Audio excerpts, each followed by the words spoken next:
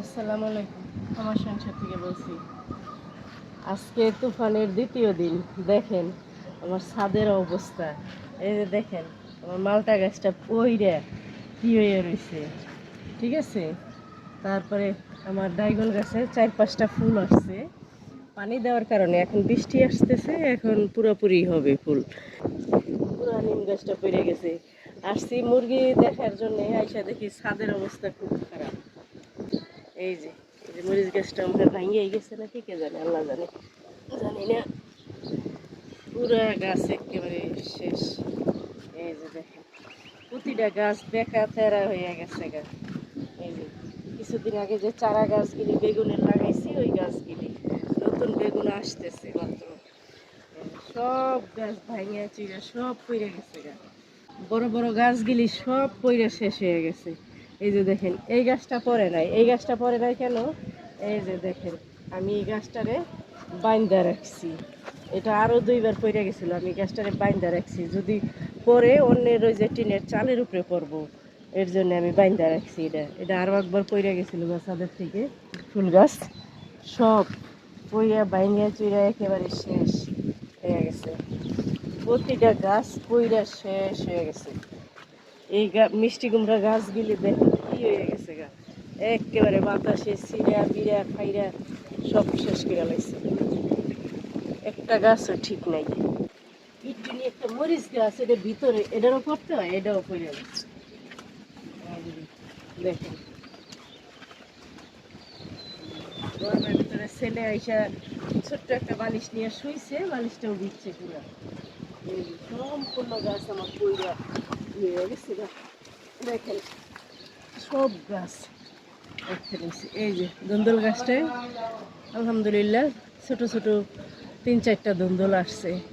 যে দেখেন তুফানের বাড়ির চুটে দেখেন ধুন্দুলও ছিঁড়া বিড়ে গেছে গা, দেখছেন। এই যে ধুন্দুলেরও শেষ। এই যে আসতেছে এখানটা বাইরে দেখেন সব গাছ সব কিছু আমার উল্টা পাল্টা হয়ে গেছে গাছ ছাদে। একটা গাছও ঠিক নেই। এর দেখেন এগুলি ছিঁড়ে বিড়ে সব শেষ বাতাসে। যেই তুফান বাতাস, আমি গাছের চিন্তা করি আল্লাহ আমার 2টা গাছ দিছে লাগাইছি, এই গাছের চিন্তা করি হাজার হাজার মানুষের ঘর বাড়ি সব ভাঙ্গা নিয়ে গেছে, পইড়ে গেছে। আমি গাছের আফসোস করি না, মানে আপনাদেরকে দেখাইলাম যে সব পইড়ে গেছে তুফানের ছাদের উপরে। আর কত মানুষের ঘর বাড়ি গাছ পইড়ে পইড়ে কারো ঘর ভেঙে গেছে, আল্লাহ তাদেরকে হেফাজত করুক। দেখেন আমাদের এখানে পাশে যে ক্ষেত আছে, ক্ষেতটাও কিভাবে বইরা গেছে, পানিতে থই থই করতেছে। তো আসলে কি দূরের থেকে তো দেখা যাইতেছে না, দেখা যাইতেছে না। এই যে এই বাগানের পানিগুলি দেখো, দেখেন কত পানি, পুরা ক্ষেত বইরে গেছে গা পানিরা। আর আমি আপনাদেরকে আমার ড্রেনটাও দেখাইতেছি যে কিভাবে পানি যাইতেছে।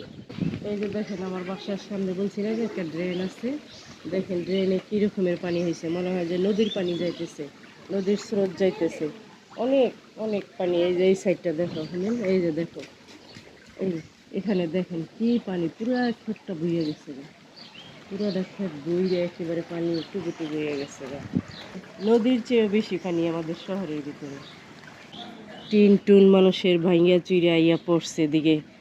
দেখেন আমার গাছের পাতা আর ফুল সব পড়ে গাছ দিচ্ছে একেবারে ভাইয়া চুইরা।